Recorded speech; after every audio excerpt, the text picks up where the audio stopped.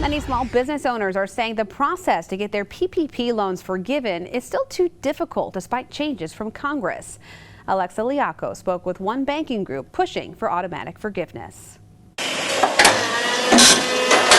It's more than a business. It is truly our lifeblood.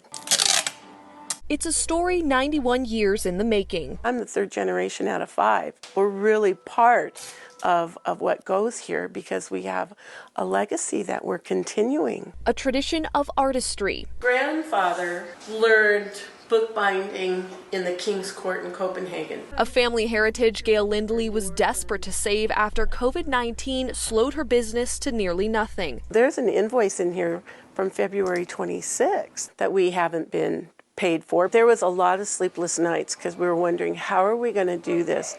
How are we going to pay our staff? But a government loan from the Paycheck Protection Program came just in time. I actually cried when we got it. Now Lindley is worried about the extensive requirements to make sure her loan is forgiven. The bank had told us, you really need to document well. The PPP loan forgiveness application is 11 pages long and requires companies to carefully document all spending on payroll, rent, and utilities. Companies must also prove they've retained workers and kept wages the same to earn full loan forgiveness. Consumer Bankers Association CEO Richard Hunt says documenting this is an unnecessary burden. Right now, small businesses across the country are spending about $2,000 more and about 15 more hours submitting another additional set of paperwork. We're saying just forgive all those loans under $150,000. There's only so many hours in a day, so it's really important that I want to spend it working on my business and not working filling out forms. The Small Business Administration is requiring the most documentation for businesses who want full forgiveness.